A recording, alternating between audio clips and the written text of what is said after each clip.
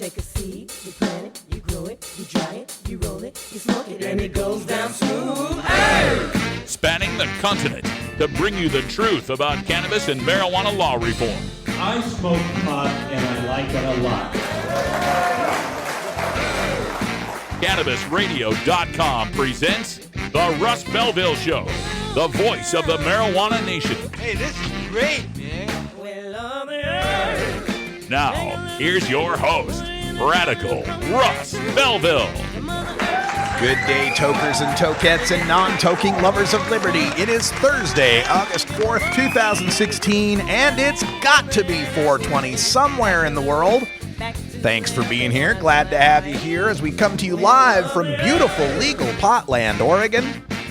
The skies are clear and it's a 90-degree day outside. Beautiful things happening out here in the Pacific Northwest, and good things happening here at the studios as well. I went out and secured another laptop, and I'm currently getting it all set up and configured. We're not using it yet, but starting next week, we ought to be able to bring you this show without so much of that stuttering problem we've been having by running two different laptops and kind of spreading out some of the activities that each laptop is doing. So we'll improve the sound of the show, and thank you for sticking with me and your patience as I get this all fixed.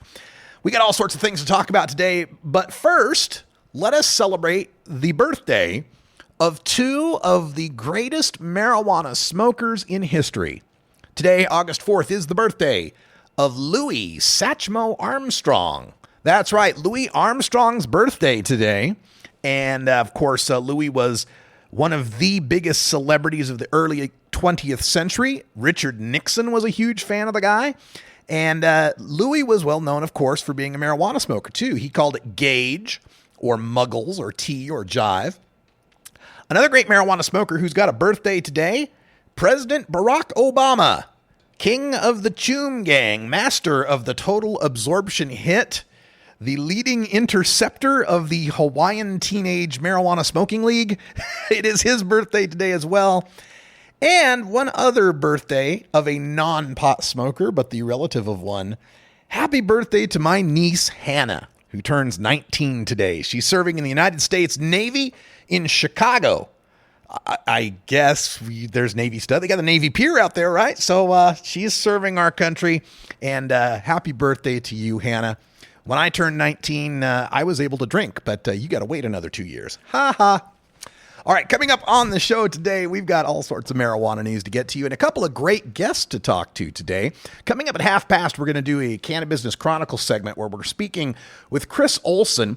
He's with the Indo Expo that's taking place this weekend in Portland at the Expo Center. I'll be there with Cannabis Radio's huge 20 by 30 lounge. We'll be streaming live, so check out this Cannabis Radio feed all this weekend as I interview some of the movers and shakers and money makers in the marijuana industry, both Saturday and Sunday here in Portland, Oregon.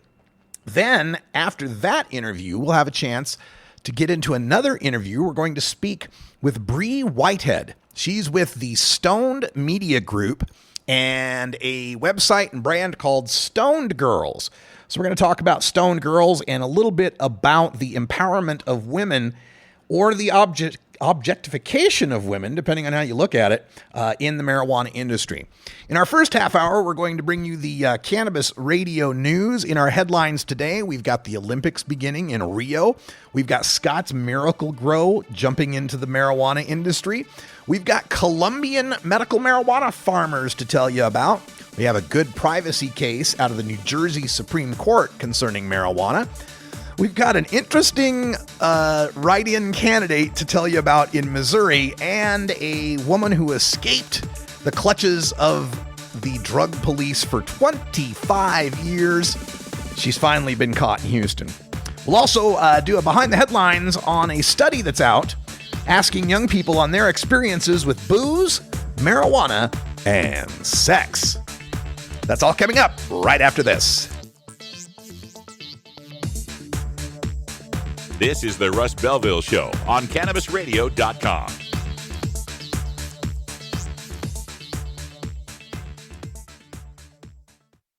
Earn your PhD in THC monetization with CannabisRadio.com. Don't be late. The cannabis industry is growing, business is booming, and as new opportunities arise in newly legalized states, each market is getting more competitive. Today, it takes more than just being a good grower. Do you have the resources to market and handle this ever-changing business landscape? Let Canna Management Corporation help you grow your canna business with our vast resources and experience to make your business a fully functional service company. Financial management, HR, sales, marketing, efficiency, and more. CMC has the experience and the expertise to improve your business and help you better meet the demands of your clients and customers. Call Canna Management Corporation and let our team get you ready to grow. 415-269-8015. That's 415-269-8015. Or visit canna-management.com. Tommy Chong is ready to cut through the smoke and change the tone of Tilk Radio. Hey, this is Tommy Chong. This is Ray Don on the other mic. Yes, the eldest. It was and awesome. we saw, it was called Dying to Know. It's a love story between Ram Dass and Tim Leary. Yeah, the gay Jew and Tim. But he wasn't gay when he was a professor. He didn't know. That must have been a shock to his wife. The one time he, met a vagina. The Tommy Chong Podcast, only on CannabisRadio.com. Welcome to my world. You're not high. You're listening to the Russ Belville Show on CannabisRadio.com. We need to build a wall. Okay. Maybe you're high, too. Are you playing an acoustic guitar but want to be louder without an amp? Try a resonator guitar. The fingerboard extension has National Resophonic and other resonators, square necks and round necks. Stop by the Fingerboard Extension downtown Corvallis at 120 Northwest 2nd Street today, or check out its inventory on the web at fingerboardextension.com. Go wild hog in the woods.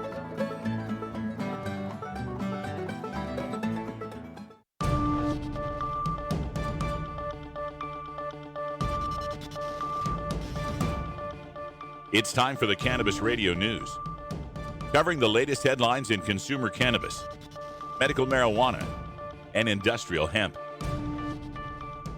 Cannabis Radio News is now available exclusively at CannabisRadio.com. Now your marijuana headlines in 4 minutes and 20 seconds. This is Cannabis Radio News. This is your Cannabis Radio News for Thursday, August 4th, 2016. Rio de Janeiro, Brazil. The 2016 Rio Summer Olympic Games begin this week, and a U.S. athlete disqualified from the 2012 London Summer Olympics for marijuana use will finally get to compete. Nicholas Del Popolo is an American judoka, or judo competitor, who was kept off the Olympic team 4 years ago due to a failed drug test he blamed on unknowingly eating a marijuana-infused brownie.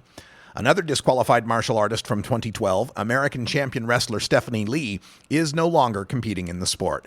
The World Anti-Doping Agency, which monitors Olympic athletes for doping, has since raised its threshold by a factor of 10, now requiring 150 nanograms of marijuana metabolite in urine to trigger a positive, instead of the 15 nanograms that cost Del Popolo and Lee their Olympic dreams in 2012.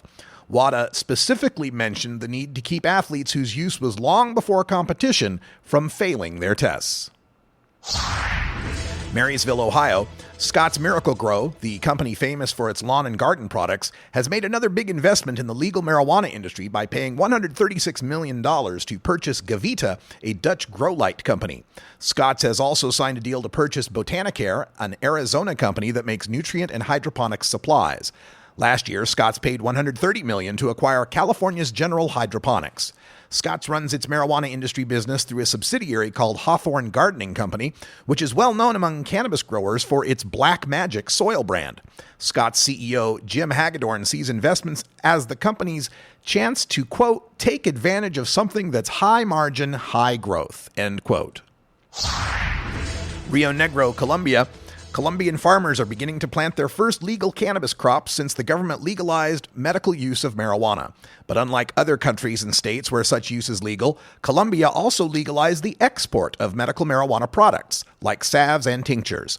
Officials in the South American country want to see a thriving cultivation and export business in hopes it will curtail the power and profits of the drug cartels that traffic in still illegal cocaine and heroin.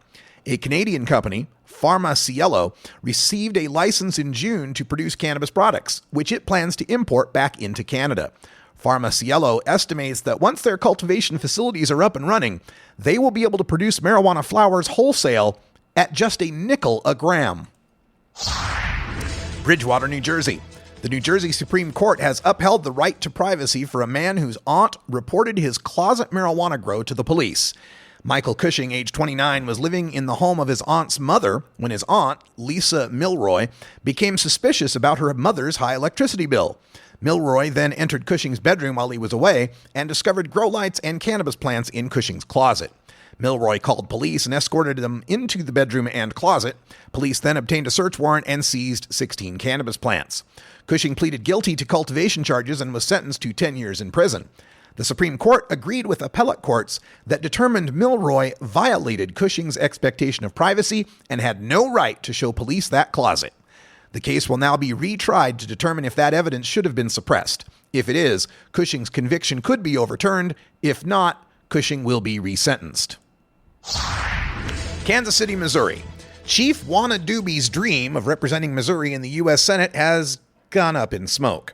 The 57-year-old Doobie, his real name since 2007, finished third among 4 contenders in the Democratic Senate primary Tuesday, garnering nearly 10% of the vote. Missouri Secretary of State Jason Kander will face Republican Senator Roy Blunt in November. Doobie of rural Salem previously failed in a bid for the Missouri House. Sporting a large forehead tattoo that started as a marijuana leaf, he ran his latest race on a platform advocating term limits and, quote, 100% legalization of marijuana, end quote. Houston, Texas.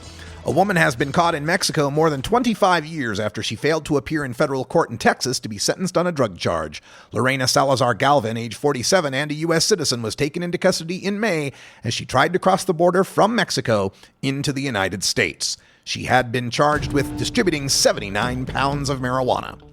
This has been your Cannabis Radio News for Thursday, August 4th, 2016. I'm Russ Belville. Forwarding the cause of legalization and research of the growing cannabis industry, one podcast at a time. The Cannabis Radio Network.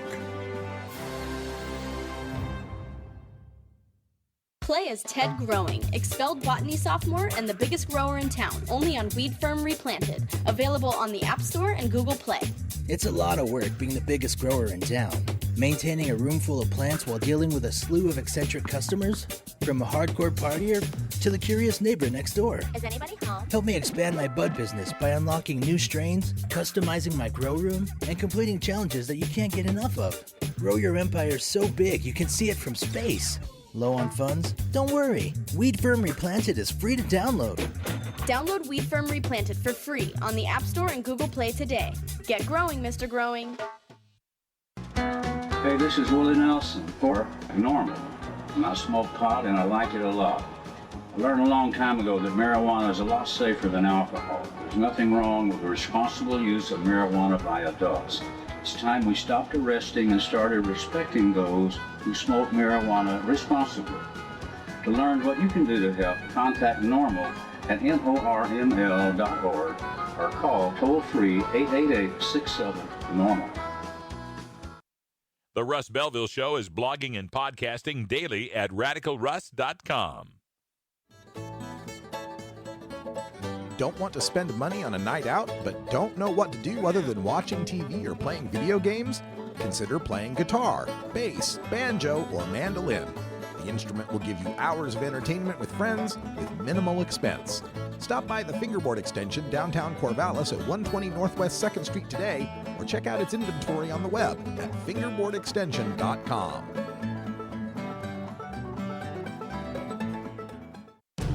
The world of cannabis is evolving at a frenetic pace. The The Russ Belville Show gets behind the headlines to take a deeper look at breaking news in our Cannabis Focus. Today in the Cannabis Focus, we take a look at a new study coming out of New York University, published in the Archives of Sexual Behavior.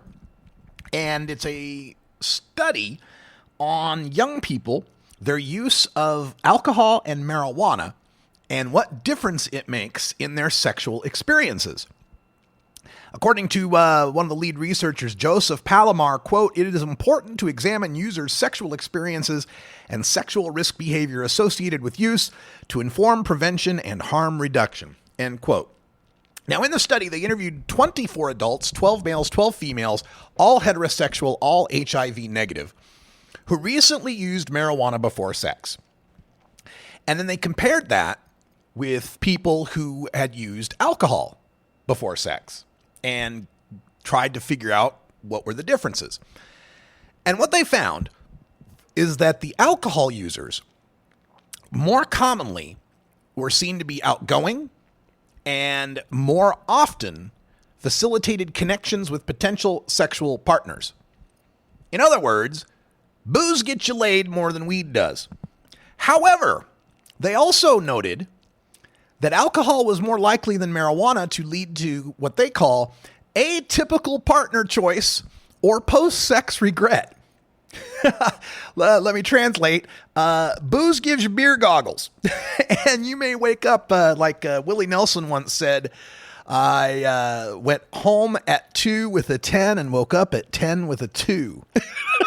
So that's the effect of alcohol, right? According to the researchers, alcohol was commonly used as a social lubricant to meet sexual partners. And they said that what they found that was interesting, according to Dr. Palomar, he says the illegality of marijuana actually facilitated sexual interactions because it's illegal in most places. It produces a strong odor, so you have to use it in a private setting. And that private setting then leads to more intimate situations to facilitate sexual encounters. What they found was that the booze was more likely to get you laid in general. And when you did get laid, it was more likely with strangers and people you were more likely to regret having slept with. The beer goggles effect. With marijuana, they found while it didn't cause you to get laid as often, the people you did get laid with were more likely to be friends. A friend with weed is a friend indeed, right? So that's an interesting part of the study. The other part is they wanted to note the actual effects, the drug effects of alcohol and marijuana, and it's kind of a sad trade-off. Alcohol for men was associated with sexual dysfunction, the old whiskey dick, right? And then with women, marijuana use was associated with vaginal dryness. Again, just like, any mucous membrane, how you get dry mouth when you smoke weed, well, it's the same effect, right? So, I think what we've got here is a situation where men ought to smoke the weed and women ought to drink. No, I'm just kidding. They also noted the sexual effects tended to be similar across both males and females. Alcohol and marijuana were both associated with loss of inhibitions. Both appear to be associated with increased feelings of sexual attractiveness. So they didn't find much difference that way. Dr. Palomar said, it wasn't surprising that alcohol use reportedly led to less post-sex satisfaction than marijuana. Participants reported feelings of regret more frequently after sex on alcohol, but compared to alcohol, they generally didn't report poor judgment after using marijuana. Some of the participants found marijuana led to increased feelings of anxiety or wariness in unfamiliar situations. This also is part of the understanding of how the alcohol reduces the inhibitions and the judgment in such a way that you're going to end up with less desirable partners, whereas marijuana affects your inhibitions, but not your judgment, right? The Dr. Palomar says sexual encounters with marijuana tended to be with someone the individual knew. Sex on alcohol was often with a stranger, so the situation before sex may be much more important than the drug used. The alcohol was also associated with riskier sexual behavior And both marijuana and alcohol seem to increase the risk for unsafe sex, not using condoms, for example. Dr. Palomar says research is needed to continue to study the sexual effects of recreational drugs to inform prevention, ensure users and potential users of these drugs are aware of sexual effects associated with their use. And he also... Come out and fight! It is a good day today! He also goes on to point out that the just say no attitude toward drugs is not helping in any way to lead to better sexual outcomes. We need to inform our young people about these drugs and the effects they have. All right, we got to take a break. It's 4:20 in Denver, Colorado. We'll be right back with some drug war data mining.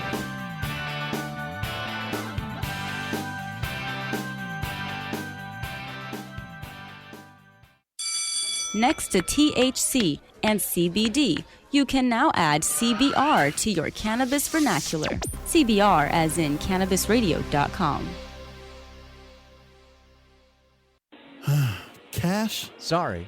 I don't carry around cash, and I don't want to use the ATM and pay surcharges. You don't need to carry cash. Haven't you heard about PayQuick? Okay, tell me about PayQuick. It's the safe and easy way to pay. It works just like your debit card to securely pay for your purchase, and it gives you rewards points every time you use it. Nice. PayQuick, the safe and easy way to pay. PayQuick.com. I'm Radical Russ from the Russ Belville Show.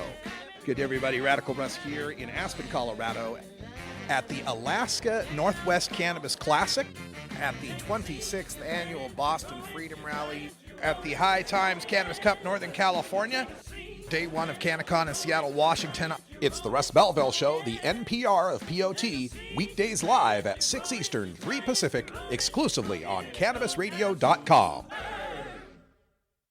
The Russ Belville Show. Chat is for friends 18 and older. We expect our chat to be civil, mature, and free from excessive profanity. If you don't like these rules, there are approximately 6 billion other chat rooms with lower standards that you can visit.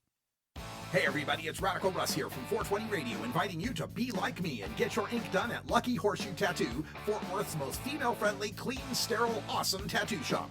Thomas and his crew are true artists who can design you a custom piece or use a design you bring in. Lucky Horseshoe Tattoo also offers all styles of tattooing as well as piercings and all-around fun. In the DFW area, stop by Lucky Horseshoe Tattoo and tell them Radical Russ sent you. Trust me, it'll feel awesome.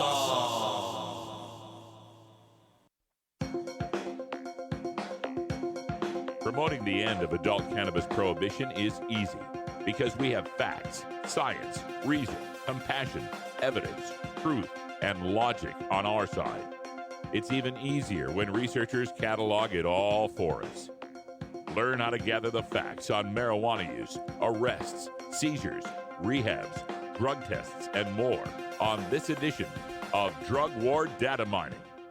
Welcome, everybody, to the Drug War Data Mines. Today, we are going to be taking a look at figures from the Substance Abuse Mental Health Data Archive, or SAMDA. This is part of the Substance Abuse Mental Health Services Administration, or SAMHSA. And you can follow along, if you like, by going to the internet. It's SAMHSA, SAMHSA, SAMHSA.gov/data. And that's where you can find a treasure trove of government information, surveys, and other data regarding drug use, mental health, drug rehabs, and so forth. Today, we're taking a look at data from what's called TEDS, the Treatment Episode Data Set, and particularly TEDS A, which is the admission data. They also have TEDS D, which is the discharge data. But we're going TEDS A. And TEDS A reflects the data from all of the rehab entities out there that accept some sort of federal money, and therefore they have to do federal reporting. So this is not all rehabs. Private rehabs may not be included in this data if they take no federal money. The last estimate I heard was this represents at least 58% of the rehabs out there. There's no reason to expect that the other rehabs data might be very much different, but again, I can't confirm because the private entities aren't required to report. But from what we get out of TEDS A, With my research today, I can come up with a very definitive statement, and that is medical marijuana has done nothing to stop the forced rehab of marijuana consumers. Now, this forced rehab I talk about is when you get busted with weed in an illegal state, you usually end up getting some sort of probation, and sometimes that probation can come with a sort of a rehab element, whether it be inpatient or outpatient, and you are required to go to this rehab and required to submit to, sometimes the 12 steps, which is kind of a pseudo-religious thing that's not been scientifically proven to be any better than quitting cold turkey, and oftentimes required to submit to urinalysis, drug tests, that, of course, make the drug testing providers more money, make the rehab providers more money, and so forth. So as I look at this data, the TEDS-A data, I decided to take a look at the reports from 1996 and 2012. So 1996 would be the data that was collected up through 1995, so it reflects data pre-medical marijuana. Then, collecting the data in 2012 gives us the information for pre-legalization, but post a whole lot of medical marijuana. So what have the differences been? The first thing I took a look at were people that were referred to rehab for marijuana where marijuana was the only thing they were referred for. And this is done by some variables. MARFLG, MAR flag, is positive if someone has checked in for marijuana. And there's another variable called num subs, which means number of substances. And I flag that for one substance. So MAR flag, yes, one substance would mean marijuana. And what we find is that there were 53,000 people referred to drug treatment for marijuana, 53,000 in 1996. When we look at that data for 2012, there were 132,000 people referred simply for marijuana. So between 96 and 2012, we've seen it more than double the number of people that were forced, or the number of people in rehab for marijuana alone. The other substances, though, didn't change much. In 1992, there were 634,000 people, almost 635,000 people, that were reported for one drug that wasn't marijuana. Some other drug that was not marijuana. 635,000. In 2012, 605,000. There are actually there were a little bit fewer people admitted for other drugs, just one drug, than admitted for marijuana. While marijuana doubled, the rest of the drugs stayed the same. So even though we've medicalized now by 2012, it was 18, 20 states? Even with all those medical marijuana laws, we got twice as many people going to rehab for marijuana, but the same number of people going to rehab for other drugs. Again, specifying just one drug, because a lot of these you can enter with 2 or 3 drugs. Could be alcohol and marijuana, could be marijuana, coke, and heroin, whatever. Another way to look at this is what sent the people to rehab? What made them end up in rehab? And what we find is in 1996, 53% of the people that went to rehab, in 96, it was 54% of the people going to rehab were forced there by the criminal justice system because they had to go to a drug court or they got busted with weed. In 2012, that number's hardly budged. It's now 53%. So just about the same. And what it shows us is throughout the entire medical marijuana era, more than half the people in rehab for marijuana alone are there because they were forced there. And what we find is that they're not really that addicted to marijuana. Both in 96 and 2012, we find there was only about 20 to 22% of the people who went to rehab that were daily marijuana users. When it comes to the 2012 data, 36% of them had not smoked marijuana in a month before they went to rehab. Compare that to the other drugs. With the other drugs, 42% of the people in rehab for other drugs, 42% used it daily, compared to 20% for marijuana. And 25% had not used it in a month, compared to 36% for marijuana. Finally, you're much more likely, if you are a marijuana consumer, to have been admitted by the criminal justice system or other referral sources than any other drug. It's time to stop forcing people into rehabs they don't need for their use of marijuana. We're back with Cops Say Legalize Drugs. Tim Johnson from Ohio when we return. This is the Russ Belville Show on CannabisRadio.com.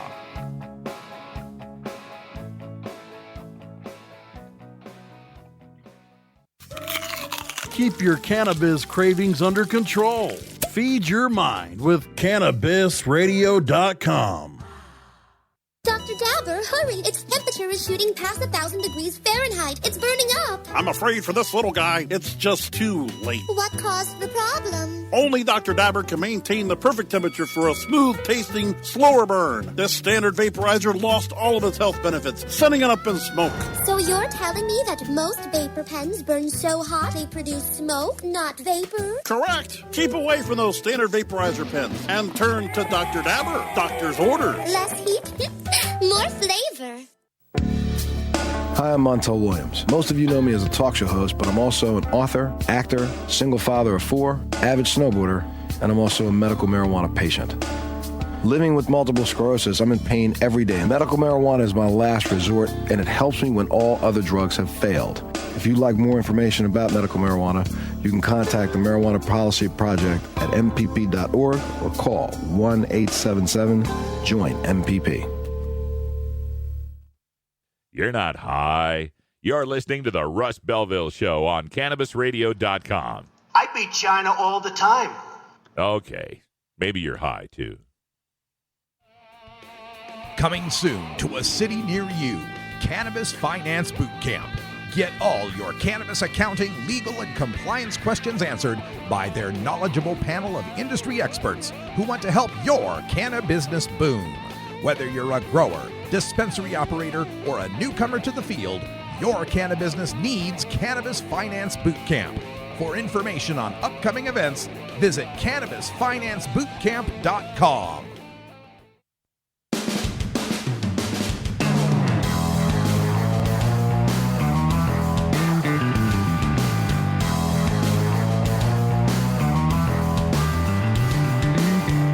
Mark Twain once said that when there's a gold rush, it's a good time to be in the pick and shovel business.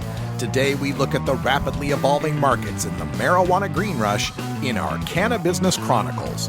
Welcome back, everybody. Time for our Canna Business Chronicles, and today we are talking about the Indo Expo. It's taking place at the Portland Expo Center this weekend, and I will be there Saturday and Sunday with the folks of CannabisRadio.com. We're trying to reach out to Chris Olson, who is one of the people in charge of the Indo Expo.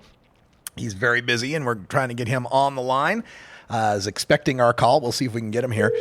Indo Expo is going to be a huge event. Like I said, we're going to be streaming it live here on Cannabis Radio. We've got a big old 20 by 30 booth that we're going to be putting together to discuss the situation. And I think we've got Chris on the line now. Chris, can you hear me okay? Hey, how are you? I'm doing fantastic. How are you doing? Doing great. Doing great. So I was just... we're in full setup mode here, and it's crazy. Yeah. Do you have a number for us on just how many exhibitors are going to be there? We have about 200 exhibitors exhibiting, 200 different exhibitors. And, okay, I just had to pull over. We're running off to get walkie-talkies. That's how crazy it's going to be. So I pulled over so I could talk with you guys for a little bit. Thank you so much. We won't keep you too long here. So Indo Expo is out at the Portland Expo Center. What are the hours? It's Saturday and Sunday, but when do the doors open? That's correct. It's Saturday 10 to 6 and Sunday 10 to 4. Saturday is just for industry professionals. So if you're in the industry, if you grow, if you're a large-scale grower, medical grower, have a collective, a farm, a dispensary, a hydro store, a garden center, smoke shop, gift retail, that kind of thing. If you're in the industry, Saturday is the day for you. If you can't make it Saturday or you're public, you can attend on Sunday. So Sunday is industry and public. Saturday is industry only. The hours are 10 to 6 on Saturday, 10 to 4 on Sunday.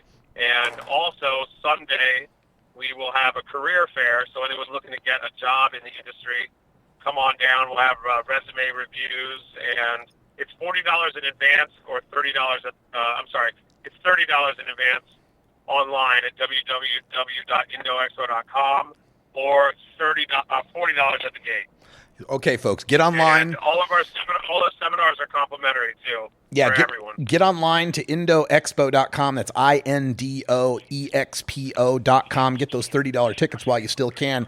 And tell folks a little bit about the seminars and some of the information they're going to pick up. Well, the seminars range everything from grow techniques to greenhouse growing to using teas to organic pesticides, extraction, running your cannabis business, the future of the industry, quite a bit on labeling, branding, marketing, things of that nature. We have some on lighting. We have some of the largest verticals in the industry, and most of them are speaking. So we'll have people speaking from Gavita, Holland, from Dosatron, from Eden Labs. So we've got some real heavyweights at this show. John from Cutting Edge, Farmer Tom, I know, is a local cannabis celebrity up here in this area. So we've got quite a bit of great seminars ranging in almost every aspect of the industry. There's a lot to learn, just a lot to learn. And a lot of it is very strategically planned out. We've got, a lot of the hot button issues or what the seminar topics are on. All right. Hot button issues. Like what kind of issues are you talking about? I would say primarily packaging and labeling is a big one right now. Everyone's kind of in limbo going, well, what exactly are the rules going to be and what changes am I going to have to make? And lots of answers. And then secondly, pesticides. The regulation that kind of comes, it takes a little while in each state, but it will come. And by knowing about it and being proactive, getting ahead of it, a business can save itself. We watched it happen in Colorado. The edible laws, when they changed the regulations with edibles, was a major hit for a lot of the edible companies. So a lot of them went under. If all of a sudden you find out your packaging is lowering your margins by $1.25 per edible, that can ruin you. So there's a lot of answers to a lot of questions, and a lot of people pointing out, hey, these are the problems that other states have had. This is what's coming down the pipe. Let's prepare yourself for it and make the necessary adjustments now so that it's not going to hurt your business. It's a little, the industry's a little newer here, so we'd like to try to get up there and try to help out, and give people some answers to some questions that they've been asking for a while, Yeah, the changing laws in Colorado, Oregon, Washington to some extent have been a big problem for a lot of the people getting into the business and the people who have already been in the business. Aside from the changing regulations, though, is there any differences you're finding amongst the businesses regionally? Like, are there different needs in the Pacific Northwest than there are in, say, Colorado?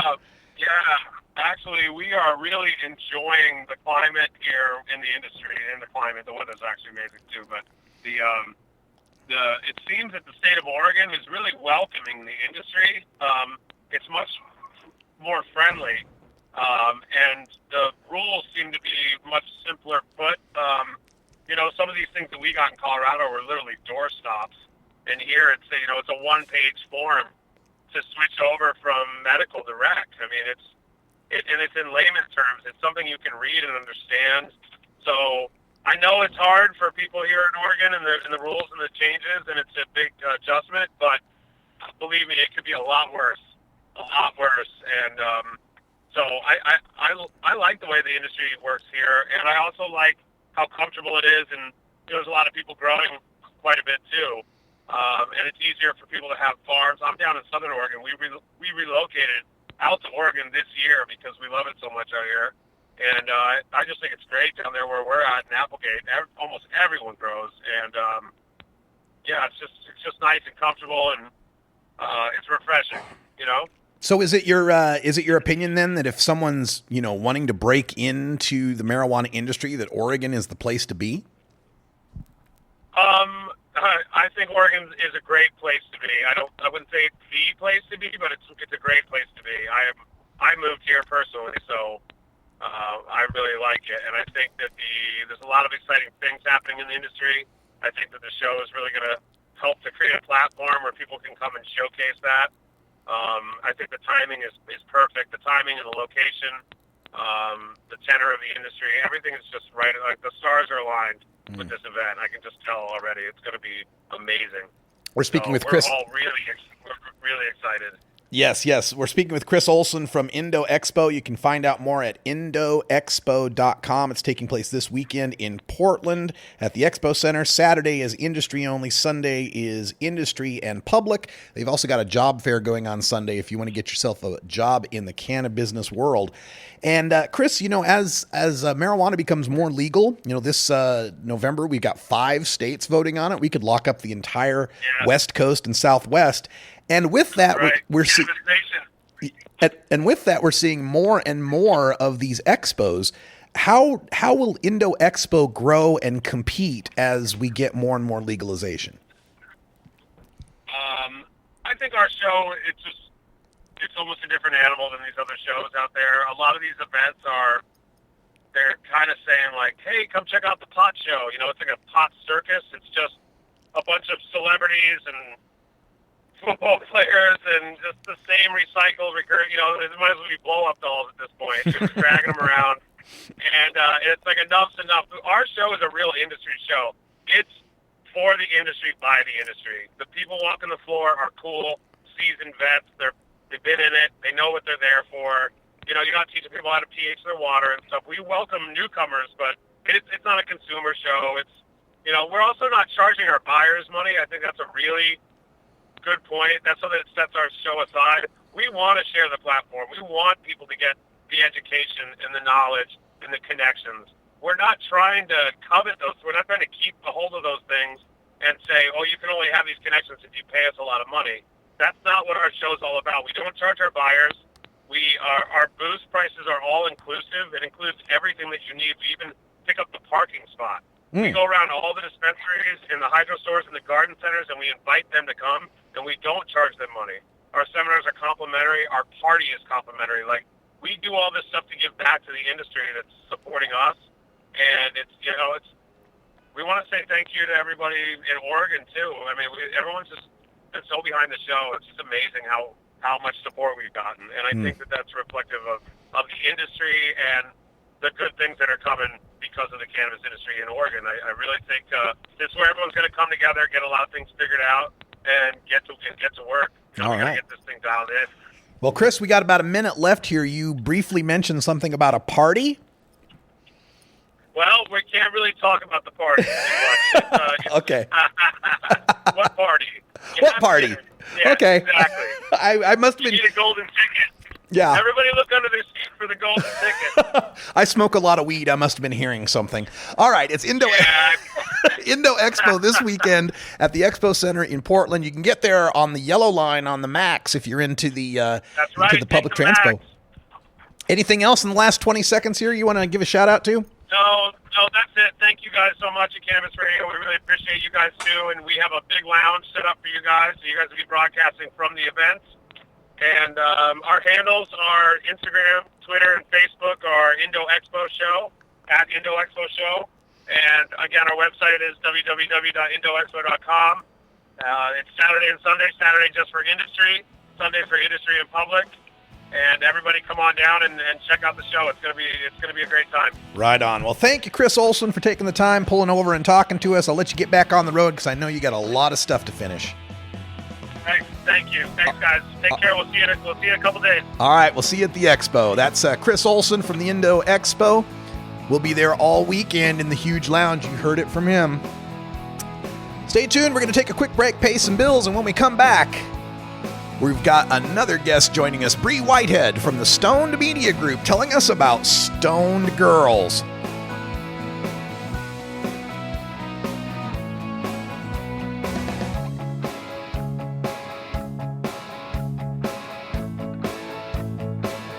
This is the Russ Belville Show on CannabisRadio.com.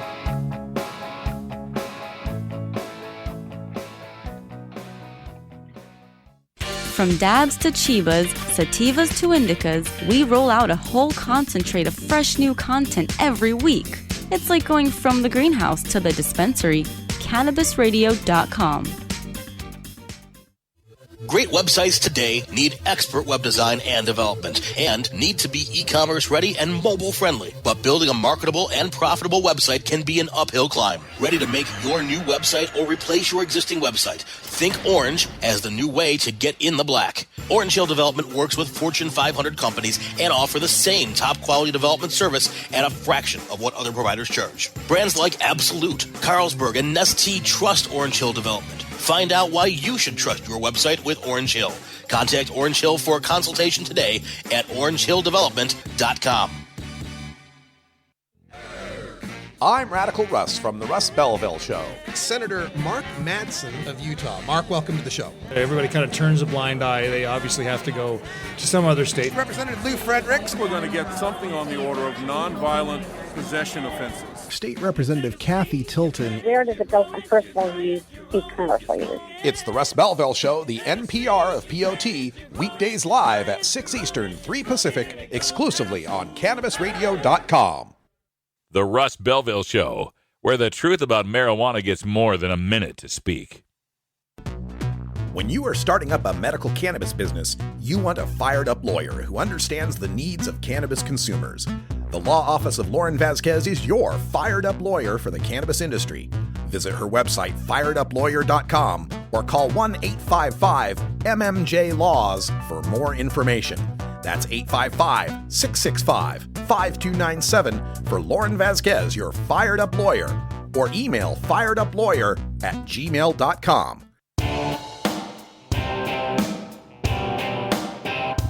We must wage what I have called total war against public enemy number one. I support a change in law to end federal criminal penalties for possession of up to 1 ounce of marijuana. That marijuana, pot, grass, whatever you want to call it, is probably the most dangerous drug. Some think there won't be room for them in jail. We'll make room. I experimented with marijuana a time or two, and I didn't like it and didn't inhale. One major responsibility is to encourage people to use less drugs. Entirely legitimate topic for debate. Radical Rant. Welcome back, everybody. Today in the Radical Rant, we got a great guest joining us. It's Bree Whitehead calling in from the Stoned Media Group. Bree, welcome to the show. Hey, how are you doing, Russ? I'm doing fantastic. Tell us a little bit about what Stoned Media Group is. Stoned Media Group is a collaboration of a couple of different websites, or collection, I should say. It's a collection of a couple of different websites that we've launched over the past 2 years, focusing on the cannabis culture. We have 2 brands that are very not safe for work, and then we have 3 brands that are safe for work and focus on the business aspect, the entertainment aspect, and just the overall cannabis culture. Okay, so let's briefly tell folks what the safe brands are, and then we'll talk about the unsafe ones because it's more interesting. They usually get a little bit more time. Yeah. Our three safe for work brands are StoneTube.com, which is kind of just like it sounds. It's a collection of all weed videos on the internet.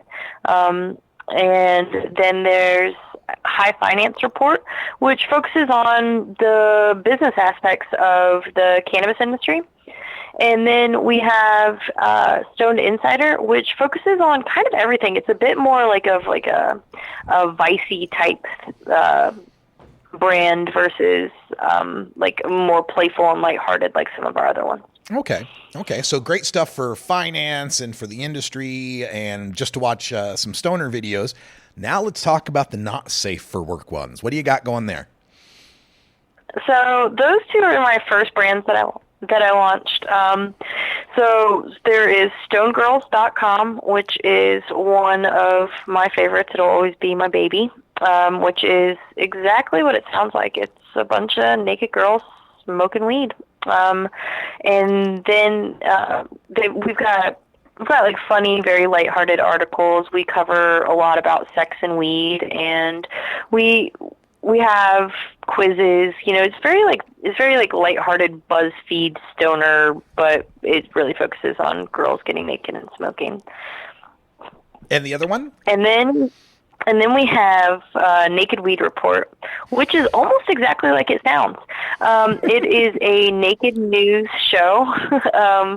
Girls come out on camera clothed, and they're in different stages of nudity throughout their report about anything that's really happening in the cannabis industry. We try and keep it pretty lighthearted, we've done segments on smoking blowjobs, but we've also done segments on new CEOs and stuff like that. Mm-hmm. So it's fun, and it's a lot of fun to film, actually. I enjoy it. Well, you can invite me for any of the filming sessions. I'd be glad to report on it. This is Bree. It's an interesting discussion here because I'm fairly social libertarian in my views. I'm for legalizing sex work. I'm for legalizing weed and even harder drugs, for that matter.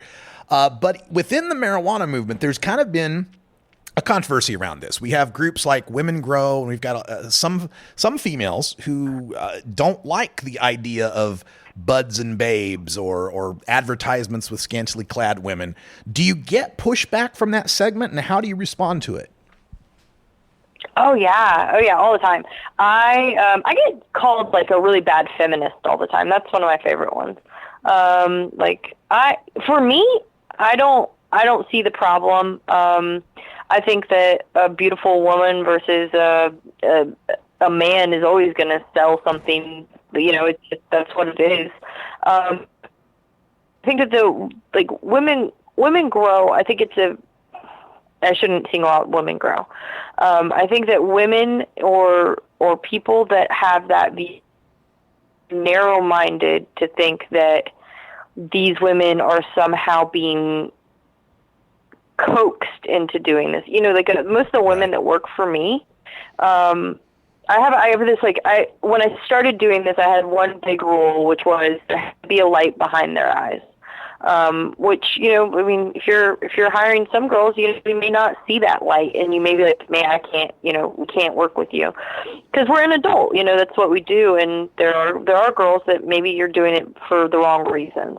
But every girl that works for me, most of them are business owners. Most of them, I have one girl that speaks 4 languages and owns more companies than I do. And these are brilliant women that enjoy what they do. They have fun on set. They have a blast. And I think that kind of saying weed can't have sex involved in it is kind of ridiculous, I think. I mean, yeah. I think, you know what I mean? Okay, do you get offended every time you see a Bud Light commercial, though?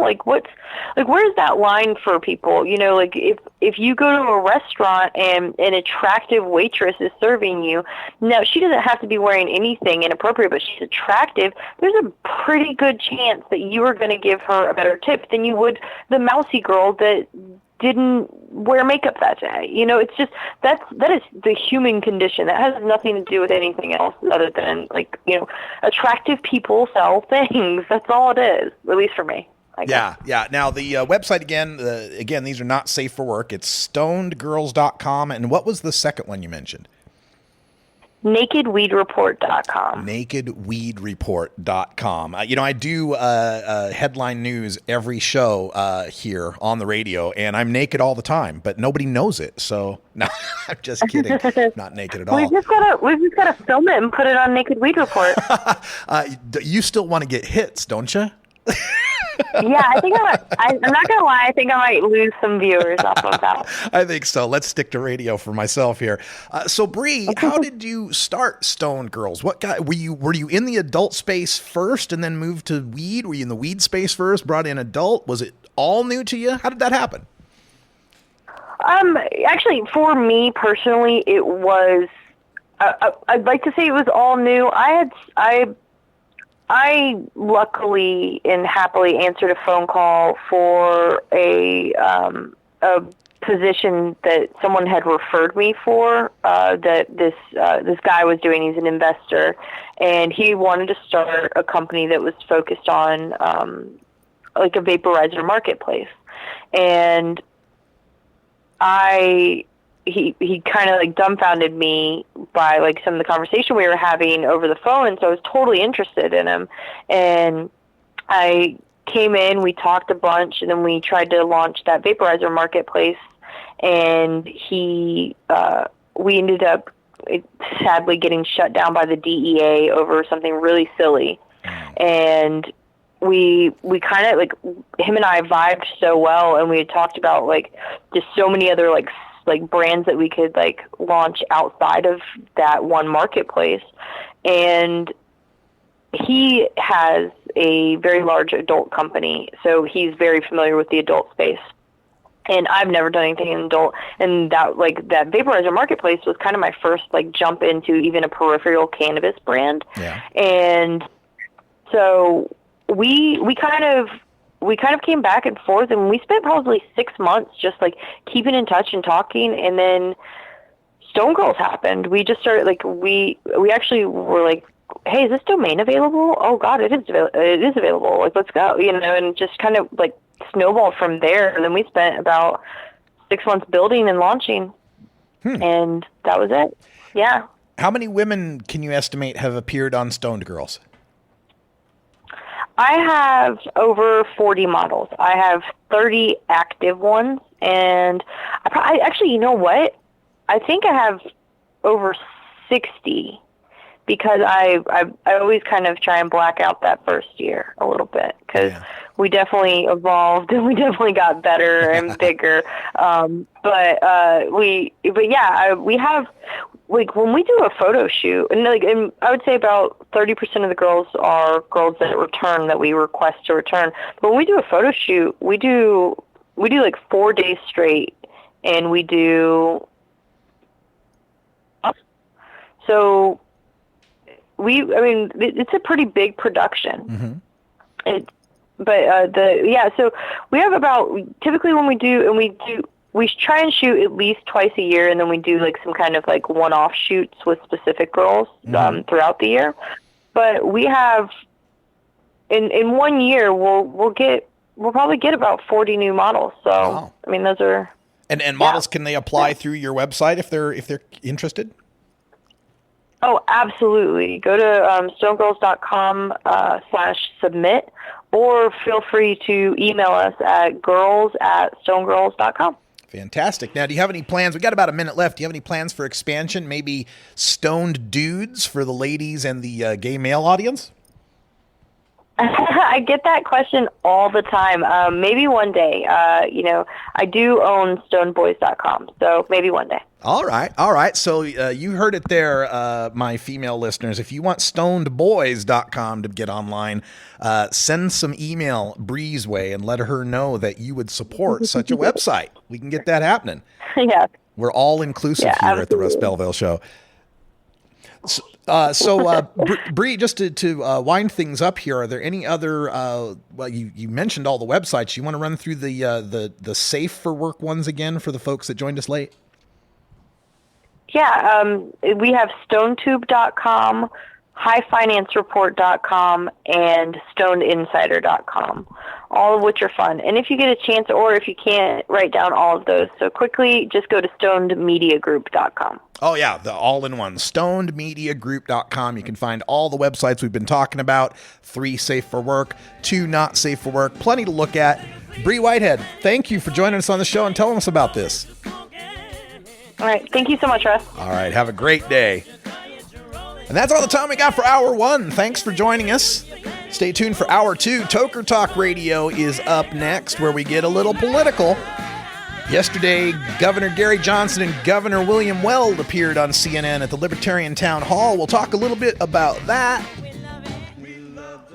We'll also take a look at some of the other stories breaking late here in the weed news.